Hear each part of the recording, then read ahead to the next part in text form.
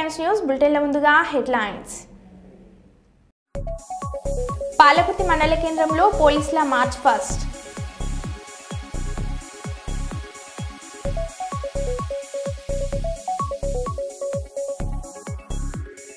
కేంద్ర రక్షణ మంత్రి రాజ్నాథ్ సింగ్ని కలిసిన ముఖ్యమంత్రి చంద్రబాబు.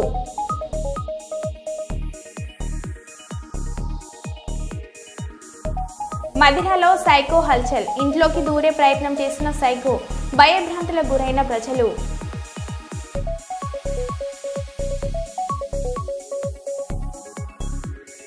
కోర్టులో ఏసీబీ దాడులు, ఏసీబీ వలలో మరో 2 అధికారులు.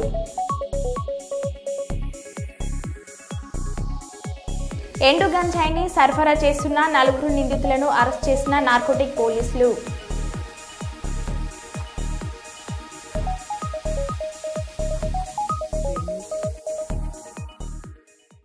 ఇక వివరాల్లోకి వెళ్తే, విజయవాడ ఎంపీ కేశినేని చిన్ని రంజీ మ్యాచ్లో నడపడాన్ని కర్నూలులో ఈనాడు ఆఫీస్ పక్కన కేడియం కట్టడానికి స్థల పరిశీలనకు వచ్చిన కేశినేని చిన్నిని కలిసిన కర్నూలు ఎంపీ బస్తిపాటి నాగరాజు, వారి మిత్రులు నరహరి అశోక్ కుమార్ తదితరులు మర్యాదపూర్వకంగా కలిసి ధన్యవాదాలు తెలిపారు.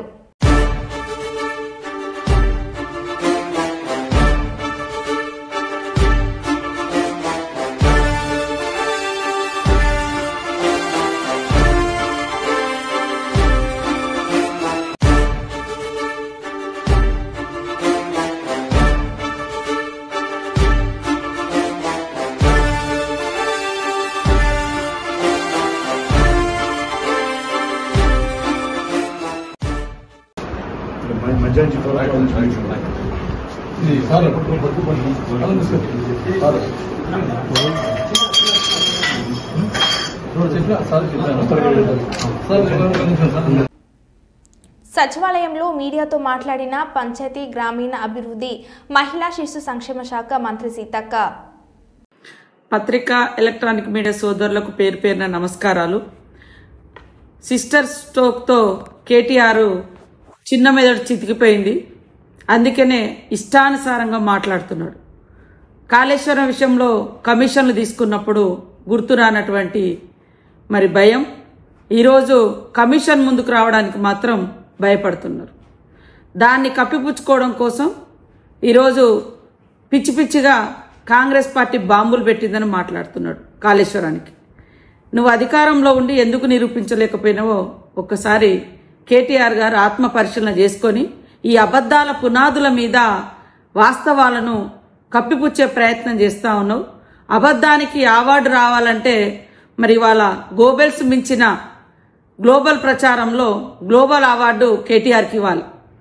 ఈ దేశంలో ఈ ప్రపంచంలో ఇప్పటి వరకు అబద్ధాలకు ప్రతినిధి గోబెల్స్ ఉంటే దాన్ని మించిపోయినటువంటి అబద్ధాలనే పునాదిగా చేసుకొని గత కొంతకాలంగా కేవలం అబద్ధాల పునాదులతో ఆయన పార్టీని ఆయన వ్యవస్థను నడిపించుకుంటున్నాడు. అందుకనే గోబెల్స్ ప్రచారకర్తగా అవార్డు ఎవరికి రావాలంటే కేటీఆర్కు గ్లోబల్లోనే గోబెల్స్ ప్రచారానికి గ్లోబల్లోనే కేటీఆర్కు మరి అవార్డు ఇస్తే చక్కగా బెస్ట్ అవార్డు గ్లోబల్లో వస్తుందని నేను అనుకుంటా ఉన్నా, నేను భావిస్తా ఉన్నా. కాబట్టి అయ్యా నువ్వు ప్రతిపక్ష హోదాకు పనికిరావు, ప్రతిపక్షంలో పనిచేయడానికి రావు, ప్రజల కోసం పనిచేయడానికి రావు, కానీ అవాస్తవాలను అద్భుతంగా తీర్చిదిద్ది గోబెల్స్ మించిన ప్రచారం చేయడంలో మరి అగ్రభాగాన ఉంటున్నందుకు నీకు గ్లోబల్ అవార్డు ఇస్తే బాగుంటుంది అని నేను నిజంగా ప్రపంచానికి తెలియజేస్తా ఉన్నా. ఇట్లాంటి వ్యక్తులకు ఇది రావాలని. ఈడీ గురించి ఒకటి అంటాడు, కాళేశ్వరం గురించి ఒకటి అంటాడు. మరి అలా చెల్లె సిస్టర్ స్ట్రోక్ తోటి నువ్వు బాధపడుతున్నావు, మానసికంగా చాలా ఇబ్బంది పడుతున్నావు. ఇవాళ పాపం కవిత అన్నది మా నాయన దేవుడు కానీ చుట్టూన దయ్యాలన్నారు. ఆ దయ్యం నువ్వేనైంది. ఆ దయ్యంలో ఎన్ని అవతారాలు ఉంటాయో ఏమో అర్థం కాదు. దయ్యం అంటే రకరకాల వేషాలు ఇస్తుంది. ఈడీ విషయంలో రాహుల్ గాంధీని మాట్లాడే అర్హత నీకుందా? ఇతరుల త్యాగాల మీద రాజభోగాలు అనుభవించి కుటుంబం అంతా కూడా ఇవాళ దాచుకొని మరి తిన్నదంతా కూడా బయటకు వస్తూ ఉంటే ప్రజలకు వచ్చి జవాబు చెప్పుకోలేక కాళేశ్వరం మీద బాంబు పెట్టిరంటారు. కాళేశ్వరం కూలిపోయినప్పుడు అధికారంలో ఉన్నది నువ్వు. నిజంగా నువ్వు ఆ రిపోర్ట్లో ఆ రోజు తీసుకొచ్చినటువంటి ఎఫ్ఐఆర్లో కానీ రిపోర్ట్లో కానీ ఎందుకు మరి ఇక్కడ మాకు అనుమానం ఉంది అని మెన్షన్ చేయలేకపోయారో ఒకసారి. పాణ్యం నియోజకవర్గం పరిధిలోని కల్లూరు అర్బన్ 33వ వార్డు కార్పొరేటర్ మైతాపు నర్సింహులు మనవరాలు వివాహ వేడుక కార్యక్రమంలో పాల్గొని ఆశీర్వదించిన వైఎస్ఆర్సీపీ నంద్యాల జిల్లా అధ్యక్షులు మరియు పాణ్యం మాజీ ఎమ్మెల్యే కాటసాని రాంభూపాల్ రెడ్డి. ఈ కార్యక్రమంలో వైఎస్ఆర్సీపీ నాయకులు తదితరులు పాల్గొన్నారు.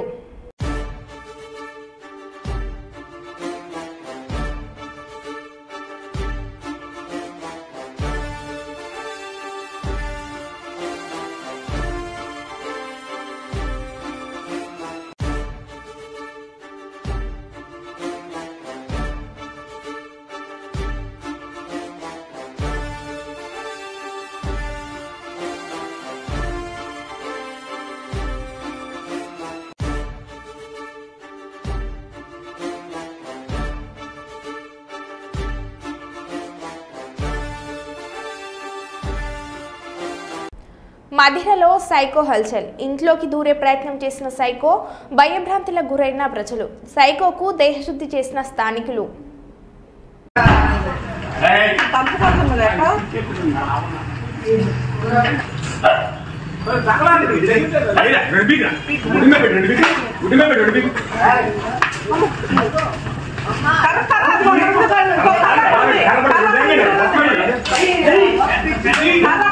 ಇದಕ್ಕೆ ಜಾಸ್ತಿ ಹಾಕೊಂಡೆ ಕಟ್ಟಿ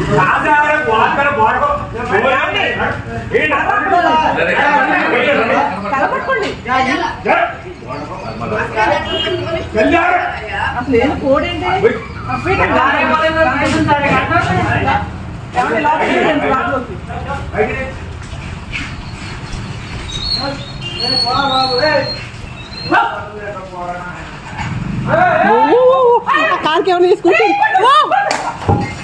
అమ్ముదా నేను ప్రతి దానికి ఎనకే బాగోదు ఏం చేసి ఎందుకు అసలు ఏం కూర్చోండి మమ్మీ అసలు ఏం మనిషి ఎనకెందుకే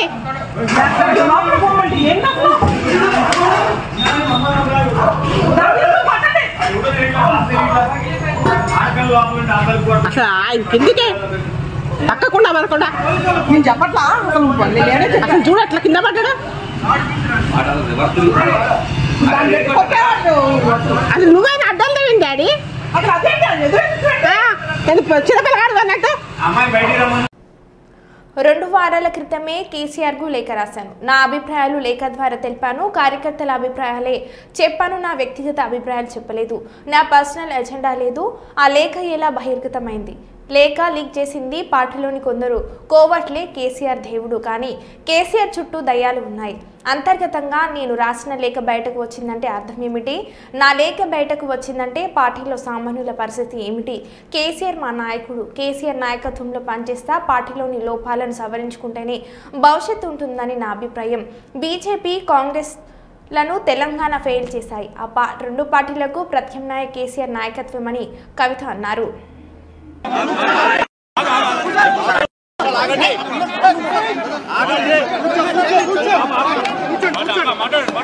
జై తెలంగాణ, జై తెలంగాణ, జై తెలంగాణ, జై తెలంగాణ.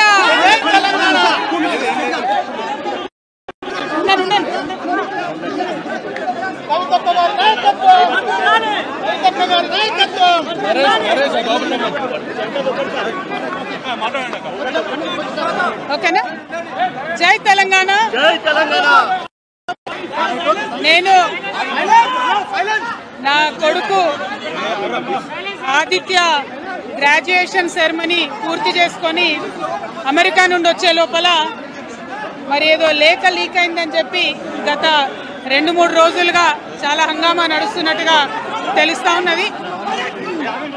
మరి ఈ సందర్భంగా నేను చెప్పదలుచుకున్నది ఒకటే. 2 వారాల క్రితం నేను గౌరవనీయులు పెద్దలు కేసీఆర్ గారికి ఒక లేఖ రాయడం జరిగింది. నేను ఈ విధంగా కేసీఆర్ గారికి ఇదివరకు కూడా నా ఒపీనియన్స్ ఎప్పుడున్నా కూడా లేఖ ద్వారా చెప్పడం జరిగింది. అయితే ఈసారి నేను మొన్ననే చెప్పున్నాను, కుట్రలు కుతంత్రాలు జరుగుతూ ఉన్నాయని. నేను చెప్పిన కొద్ది రోజుల్లోనే మరి నేను అంతర్గతంగా కేసీఆర్ గారికి రాసినటువంటి ఉత్తరం బహిర్గతం కావడం అన్నది ఇది మరి ఏం జరుగుతుందో అన్నది పార్టీలో ఉన్నటువంటి మనందరం తెలంగాణ ప్రజలు అందరూ కూడా ఆలోచించుకోవాల్సినటువంటి విషయం. నేను వేరే ఏం విషయాలు చెప్పలేదు. నేను కేవలం పార్టీలో ఉండేటటువంటి అన్ని స్థాయిలో ఉన్నటువంటి నాయకులందరూ అనుకుంటున్నటువంటి విషయాలు. దాదాపు సగం తెలంగాణ నేను ఈ సందర్భంగా ఈ మధ్యలో టూర్ చేసినటువంటి సందర్భంలో తెలంగాణ ప్రజలు అనుకుంటున్నటువంటి విషయాలను మాత్రమే నేను పెద్ద ఎత్తున చెప్పడం జరిగింది తప్పితే నా పర్సనల్ ఎజెండా ఏమీ లేదు. నాకు వ్యక్తిగతంగా ఎవరి మీద ద్వేషం లేదు, ఎవరి మీద ప్రేమ లేదు. కానీ నేను రాసినటువంటి లేఖ చాలా అంతర్గతంగా పార్టీలో మా నాయకుడికి రాసినటువంటిది. అటువంటిది బహిర్గతం అయిందంటే మరి దాని వెనుక ఉన్నది ఎవరు అన్నటువంటిది ఆలోచించుకోవాల్సినటువంటి సందర్భం. I have written to my father Shri KCR garu feedback which I got from every stature of the leader from our party and from Telangana people broadly 2 weeks back. I've always written to my father at various stages. Whenever I needed to give him any feedback, I've always written to him. But this time it got out. I believe it is a handiwork of some of the cowards in the party, and party should decide how to deal with them. I have not written anything negative against KCR Garu or the party to strengthen the party and to work for the people of Telangana. Feedback mechanism is necessary, and that is what I have done. Thank you. Jai Telangana.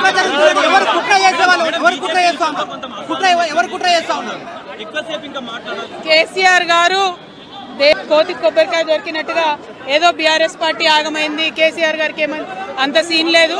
మా నాయకుడు కేసీఆర్ గారే. కేసీఆర్ గారి నాయకత్వంలోనే తెలంగాణ బాగుపడుతుంది, ముందుకు పోతుంది, అందులో ఎటువంటి అనుమానం లేదు. కేసీఆర్ గారి నాయకత్వంలోనే బీఆర్ఎస్ పార్టీ కూడా ముందుకెళ్తుందని చెప్పి నేను బలంగా నమ్ముతా ఉన్నాను. పార్టీలో ఉన్నటువంటి చిన్న చిన్న లోపాలను డిస్కస్ చేసుకొని సవరించుకొని కోవట్లను పక్కకు జరుపుకుంటూ ముందుకు పోతే పార్టీ 10 కాలాల పాటు చల్లగుంటుంది అనేటటువంటి నా భావన. బీజేపీ కానీ కాంగ్రెస్ కానీ తెలంగాణ ప్రజల కొరగబెట్టింది ఏమీ లేదు. 2 పార్టీలు కూడా తెలంగాణను ఫెయిల్ చేసినాయి. ఆ 2 పార్టీలకు కూడా ఆల్టర్నేటివ్ కేసీఆర్ గారి నాయకత్వమే. ఆ కేసీఆర్ గారి నాయకత్వంలోనే తెలంగాణ ముందుకు పోతుందని చెప్పి నేను బలంగా నమ్ముతా ఉన్నాను. Thank you. జై తెలంగాణ, జై కేసీఆర్.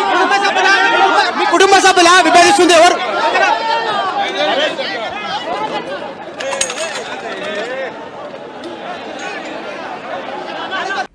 అభివృద్ధి వైపు కర్నూలు అడుగులు. దినదిన అభివృద్ధి చెందే దిశగా ఉమ్మడి కర్నూలు జిల్లా అడుగులు పడ్డాయని పారిశ్రామికవేత్తలు, బిల్డర్సు, వ్యాపారులు కర్నూలు పరిసర ప్రాంతాల్లో పెట్టుబడులు పెట్టాలని 25% పెట్టుబడులు పెడితే 75% రాబడి ఉంటుందని కర్నూలు పార్లమెంటు సభ్యులు బస్తిపట్టి నాగరాజు, రాజ్యసభ మాజీ సభ్యులు వెంకటేష్, కేట్రాయి సిబ్బంది, వ్యాపారులు, బిల్డర్స్ చెబుతున్నారు. కర్నూలు నగరంలోని ఎస్సీ, బీసీ కళాశాల మైదానంలో creed high property build tech show 2వ రోజు ఆకర్షణీయంగా అతిథులతో కొనసాగింది.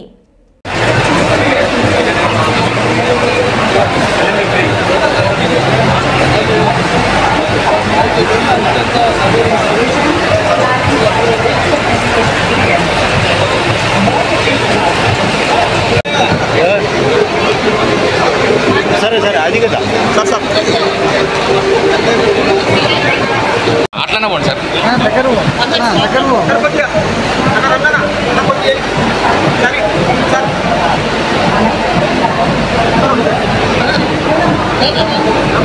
ఒక్క నిమిషం సార్, పైకి వెళ్ళండి.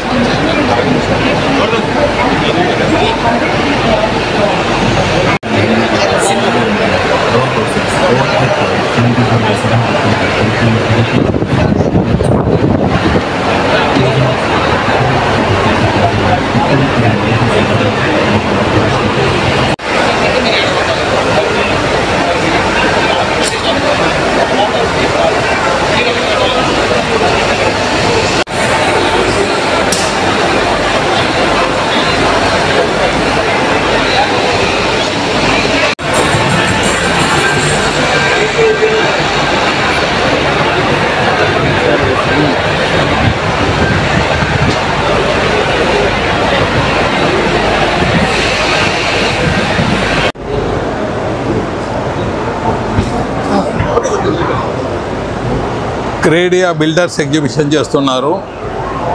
ఇది కర్నూలులో చేస్తున్నారు. ఇది కర్నూలులో చేసిన మెగా ఈవెంట్ మాదిరిగా ఏదో బాంబేలోనో ఢిల్లీలో చూసినట్ల ఈ బిల్డర్స్ అంతా చేశారు. బిల్డర్స్ అసోసియేషన్ ప్రెసిడెంట్ గారు పక్కనే ఉన్నారు, బిల్డర్స్ ఉన్నారు. వాళ్ళందరికీ నా ధన్యవాదాలు తెలియజేస్తున్నాను. మా పట్టణంలో కూడా బ్యూటిఫుల్ మళ్ళీ కాంప్లెక్స్లు నిర్మించడం, అలాగే ప్రతి ఒక్కరికి అనుకూలంగా ఉండేటట్ల ట్రాన్స్పోర్టేషన్ బెనిఫిట్ దగ్గరలో ఉన్నట్ల ఇండ్లు కట్టివ్వటం, ఆ మోడల్ హౌస్ ప్రజెంటేషన్ చేసి మేము ఉన్నాము అని రూల్స్ ప్రకారం కట్టించి లీగలైజ్డ్ ప్రాపర్టీ తీసుకొచ్చి చక్కగా అందరికీ జాగ్రత్తగా క్రీడా ఆధ్వర్యంలో లేదా యాక్ట్ ప్రకారం కులా ఆధ్వర్యంలో ప్రకారం అన్ని యాజ్ పర్ నామ్స్ ప్రకారం మేము ఏం చేస్తాం, మేమేం చేయబోతున్నాం అని చెప్పేసి క్లియర్ కట్గా అక్కడ దాదాపు 60 సంస్థలు ఇక్కడ అంత షో బ్రహ్మాండంగా ఏర్పాటు చేశారు. ఎందుకంటే రాబోయే రోజుల్లో ఎస్పెషల్లీ ఈ కర్నూలు మాత్రం బ్రహ్మాండంగా డెవలప్ కాబోతుంది.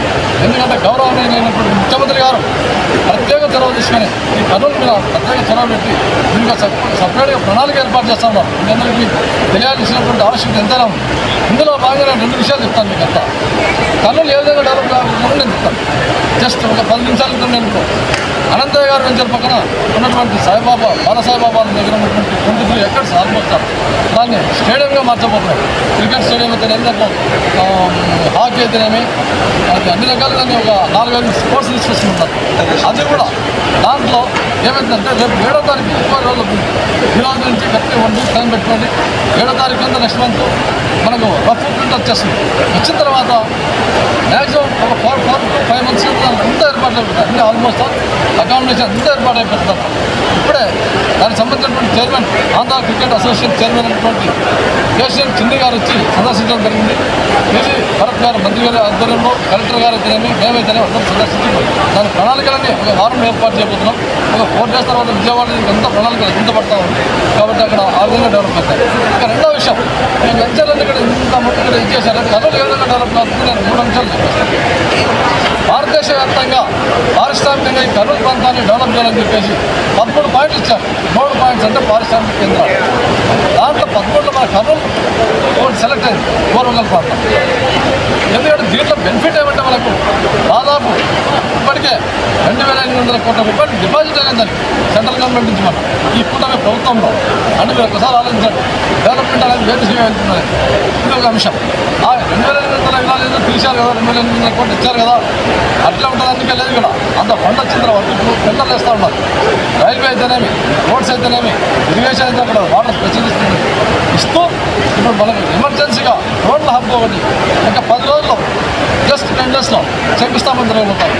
116 ఎకరాలతో ఫస్ట్ ఫేజ్ రోడ్ల హబ్. కేంద్ర రక్షణ మంత్రి రాజ్నాథ్ సింగ్ని కలిసిన ముఖ్యమంత్రి చంద్రబాబు ఈ సందర్భంగా ఆయన జగ్గయ్యపేట డోలకొండ్ల క్లస్టర్లో 6,000 ఎకరాలు అందుబాటులో ఉన్నందున ఈ క్లస్టర్లో మిసైల్ అండ్ అమ్యునేషన్ ప్రొటెక్షన్ కేంద్రంగా తీర్చిదిద్దాలని కోరినట్లు తెలిపారు. లేపక్షి మడకశీర క్లస్టర్లో military and civil aircraft electronic తయారీ కేంద్రం ఏర్పాటు చేయాలని చెప్పినట్లు తెలిపారు.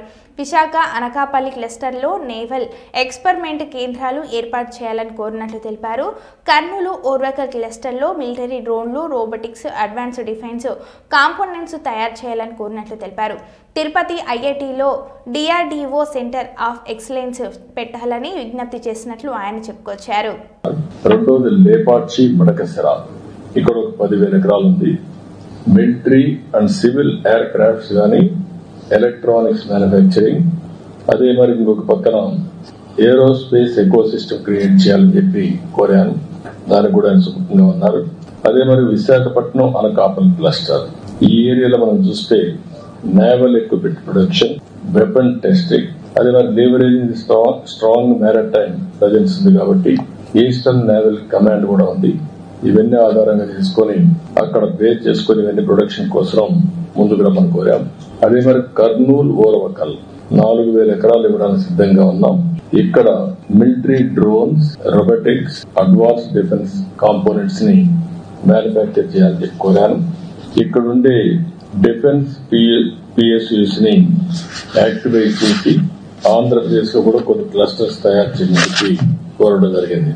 ఇది కాకుండా ఇంకొక పక్కన తిరుపతి IITలో DRDO industry academia centre of excellence పెట్టమని కోరాను. దానికి కూడా ముందుకు వస్తున్నారు.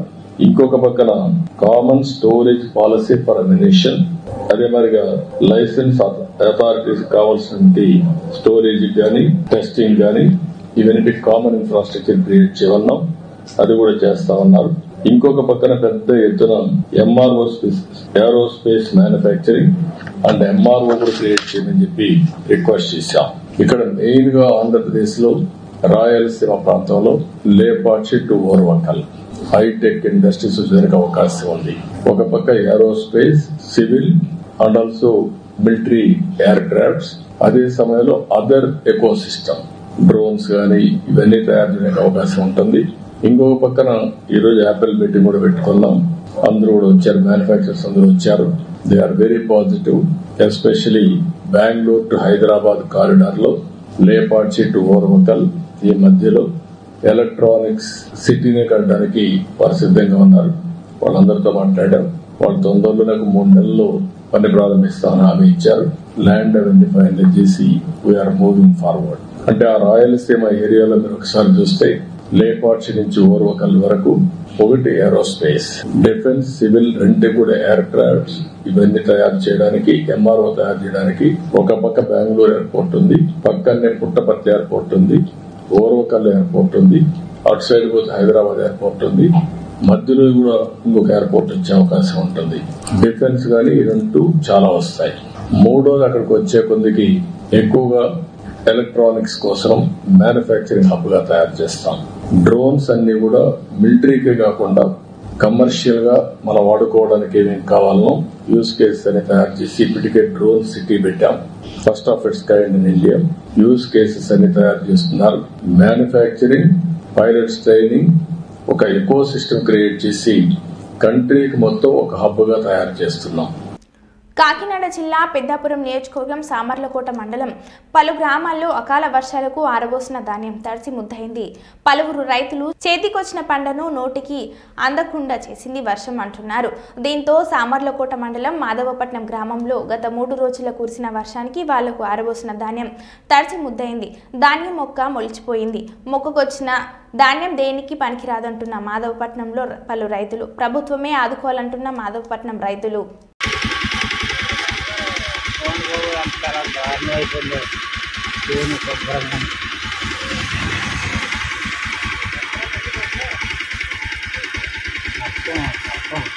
అరెకరం అంతా కూడా నాశనం అయిపోయింది. నడక దిక్కులు చేస్తున్నాను.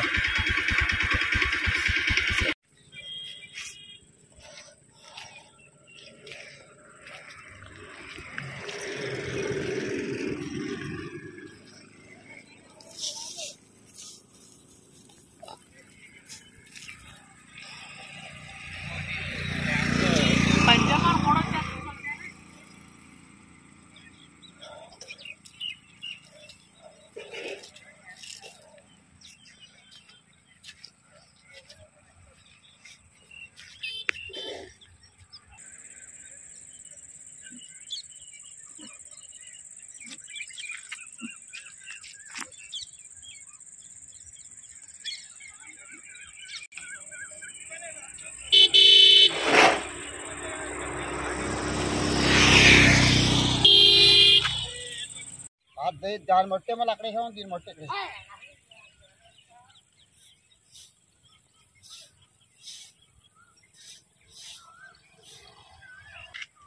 మీరేనండి రైతు? సార్ ఇది ఎన్ని కొంచాల భూమి నుంచి తెచ్చుకున్నారు, లేకపోతే ఎన్ని ఎకరాల నుంచి తెచ్చుకున్నారు? ఈ ధాన్యం నూర్చిన ధాన్యం ఇక్కడ తెచ్చి ఆరబెట్టారా? నూర్చిన ధాన్యం మిషన్ మీద కోసి తీసుకొచ్చి రోడ్డు మీద ఆరబెడుతున్నాం. ఇదేమో 4 ఎకరాలన్నర పంట. అయితే ఈ వాతావరణం అనుకూలించగా కోసిన తర్వాత వెంటనే రాసి ఇచ్చిన తర్వాత వర్షం మొదలైపోయింది. దీన్ని ఆరబెట్టుకోవడానికి అవకాశం లేదు. తర్వాత దీన్ని ఏ విధంగా చేయాలన్న దాని గురించి కూడా అవకాశం లేదు. కానీ పురుగుల దాని ఎవరో రావడం లేదు. తర్వాత ఈ వాతావరణం అనుకూలించిన తర్వాత దీన్ని మళ్ళీ ఏదైనా కొంచెం ఆరబెట్టుకున్న తర్వాత దీన్ని మళ్ళీ చేంజ్ చేసుకోవాలంటే అప్పటి వరకు రైతు పని అడుగుగట్టే పద్ధతిలోనే ఉన్నది. ఇప్పుడు మొక్క వచ్చేసింది కదండి, ధాన్యం తడిసిపోయి మొక్క వచ్చేసింది కదా, అది అమ్ముకోవడానికి పనికి వస్తుందా లేకపోతే మీకు ఏమైనా ఉపయోగపడుతుందా? అది అమ్ముకోవడానికనే మేము అమ్ముకోవడానికనే చేసాం. కానీ కొనుక్కునే వాళ్ళు ఎవరు రాకపోతే దాన్ని మళ్ళీ ఏదో మరి దానాకో దేనికో ఆడించుకుని ఏదో చేసుకోవాలి తప్ప కానీ దానికి ఉపయోగం ఏం లేదు కదండి. మొత్తం ఎంత నష్టపోయింటారు మీరు? మేము ఇంచుమించులోని మేము 4 ఎకరాల మీద ఇంచుమించులో ₹1,00,000 లాస్ అయిపోయారు. గత ఈ 3 రోజుల నుంచి వర్షం వచ్చింది కదండి, 3 రోజుల నుంచి వర్షం వచ్చిన వర్షానికే నానిపోయిందా లేకపోతే మనకు జీరో ఏమైనా ఇబ్బంది లేదండి. పొలంలో తీసుకొచ్చి రోడ్డు మీద వేసిన తర్వాత మరుసటి రోజు నుంచే నైట్ నుంచే వర్షం మొదలైంది. అప్పటి నుంచి చూసుకోలేదు, ఈ రోజే తీశారు. ఈ రోజు ఖాళీ ఇచ్చింది కాబట్టి తీసామండి. నిన్న తీసాం కానీ మళ్ళా ఆరబెట్టడానికి అవకాశం లేక. సార్ మీ పేరు, ఎన్ని ఎకరాలు చేస్తారు మీరు? నా పేరు సూరంపూడి వెంకటరమణ అండి. నేను మా సొంత పొలమే అండి, 4 ఎకరాలన్నర. ఓకే. ఈ 4 ఎకరాలన్నర మేము 2 అన్నదమ్ములు అండి. 2 అన్నదమ్ములది ఈ పొలం.